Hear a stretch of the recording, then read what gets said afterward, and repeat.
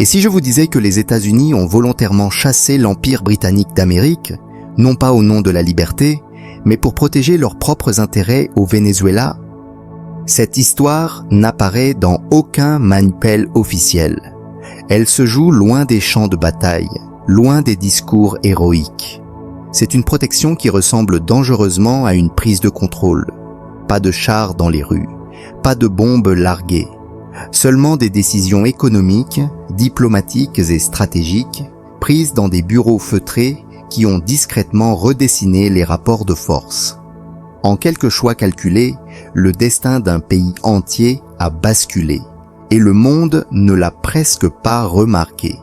Si tu aimes les histoires économiques qu'on ne t'explique jamais clairement, like cette vidéo et partage-la autour de toi. Dis-moi aussi ce que tu en penses en commentaire, en répondant simplement « Les grandes puissances protègent-elles vraiment leurs alliés ?»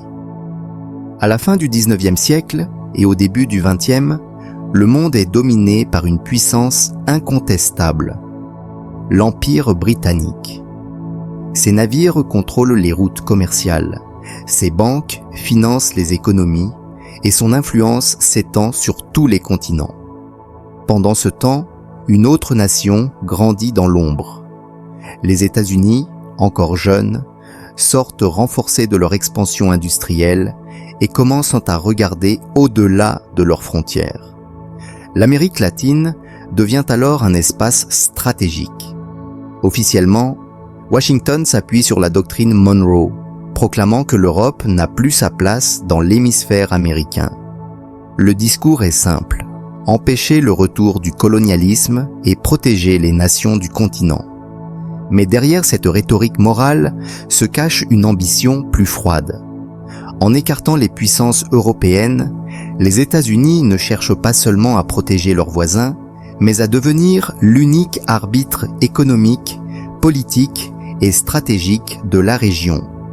L'Amérique latine n'est plus un champ de bataille colonial. Elle devient un terrain d'influence où une seule voix doit désormais compter. À cette époque, le Venezuela n'est pas un pays comme les autres. Sous son sol se trouvent certaines des plus grandes réserves pétrolières connues, une richesse capable d'alimenter les industries et les armées du monde entier. Avant même que le pétrole ne devienne un symbole de puissance moderne, Londres l'avait compris. Les capitaux britanniques, les compagnies commerciales et les intérêts financiers sont profondément implantés dans l'économie vénézuélienne, reliant Caracas au marché de l'Empire. Le pétrole transforme alors le pays en pivot énergétique mondial. Il ne s'agit plus seulement de prospérité, mais de pouvoir. Le Venezuela n'était pas simplement riche, il était stratégique. Contrôler son avenir, influencer ses décisions et orienter ses partenariats revenait à tenir entre ses mains une part essentielle de l'énergie mondiale, et donc une pièce majeure de l'équilibre géopolitique naissant. Face à l'influence britannique au Venezuela, les États-Unis n'ont pas choisi la confrontation directe, aucune guerre, aucun ultimatum public. La stratégie fut bien plus subtile. Washington a commencé par exercer des pressions diplomatiques constantes sur Londres, rappelant que l'hémisphère américain devait désormais échapper au jeu de puissance européen. Chaque négociation commerciale, chaque dossier financier devenait un levier.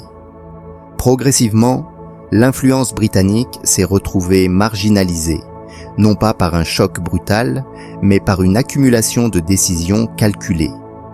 Des accords ont été redessinés, des avantages économiques retirés, des menaces à peine voilées ont circulé dans les cercles diplomatiques. Le centre de gravité du pouvoir a lentement basculé. Les entreprises britanniques perdaient montardaient du terrain, tandis que les intérêts américains prenaient leur place. Les États-Unis n'ont jamais expulsé la Grande-Bretagne par la force. Ils ont simplement créé un environnement où sa présence n'avait plus de sens, ni de rentabilité. En rendant l'influence britannique obsolète, Washington s'est imposé comme l'acteur incontournable, le seul capable de décider, de protéger et de diriger l'avenir du Venezuela. Lorsque l'influence britannique s'est retirée, beaucoup ont cru assister à une victoire pour le Venezuela. En réalité, c'est là que la trahison silencieuse a commencé. Comme dans tant d'histoires géopolitiques, un allié a été sacrifié au nom d'un équilibre présenté comme nécessaire à la stabilité globale. Le Royaume-Uni est parti, mais le vide laissé n'a jamais été synonyme de liberté. Il a été immédiatement comblé. Les États-Unis se sont imposés comme le nouveau garant, le nouveau protecteur, celui qui promettait sécurité et prospérité. Pourtant, derrière cette protection se cachait une dépendance profonde. Les décisions clés n'étaient plus prises uniquement à Caracas, mais influencées de Manano depuis Washington. Le Venezuela n'a pas gagné son indépendance, il a simplement changé de tuteur. Comme souvent, la protection d'une grande puissance a un prix invisible, la perte progressive de la souveraineté réelle. Et cette transition, presque imperceptible, s'est faite sans bruit, sans déclaration officielle, mais avec des conséquences durables qui ont façonné l'avenir du pays. Les conséquences de cette transition ne se sont pas fait attendre et se font encore sentir des décennies plus tard. Le Venezuela est rapidement devenu dépendant financièrement, ses banques et son accès aux capitaux internationaux étant désormais conditionnés par les intérêts américains. La dépendance monétaire s'est intensifiée, chaque transaction, chaque investissement devant prendre en compte l'approbation ou la coopération de Washington.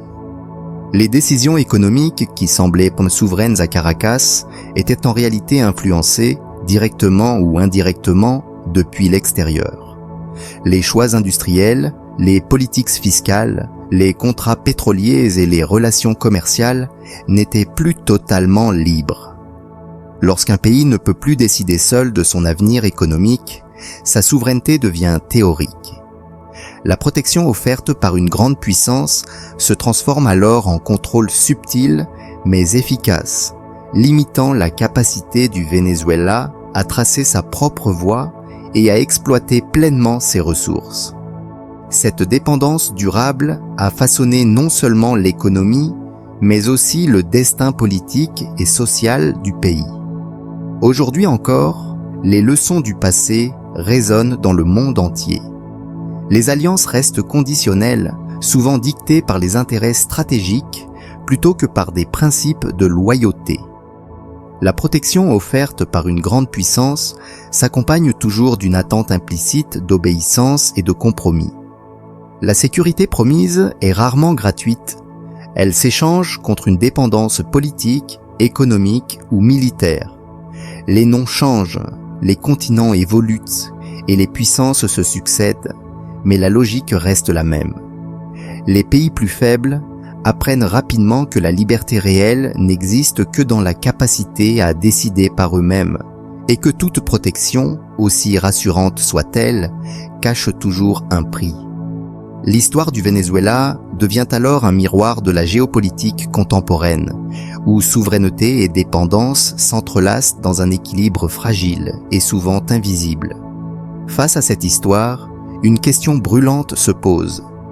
Les États-Unis ont-ils réellement agi pour empêcher un chaos plus grand, protégeant le Venezuela d'un conflit ou d'une instabilité majeure, ou ont-ils simplement remplacé un empire par un autre, imposant leur contrôle sous le masque de la protection?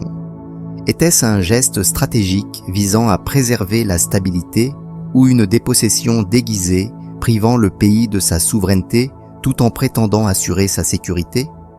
Cette ambivalence soulève un dilemme moral qui traverse l'histoire et continue de hanter les décisions géopolitiques d'aujourd'hui. Cette histoire nous rappelle une vérité inconfortable.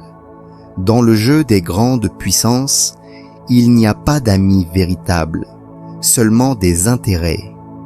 Les alliances se font et se défont selon ce qui sert le plus le pouvoir et la stratégie, et la souveraineté des plus petits peut être sacrifiée au nom de la stabilité ou du contrôle.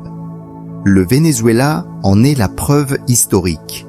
Un pays dont l'avenir a été redessiné sans qu'il puisse vraiment décider.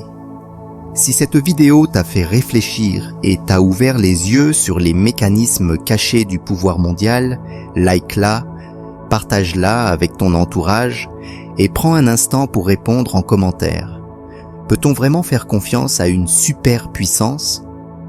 Ta réponse participe à cette discussion essentielle sur la liberté et la dépendance des nations.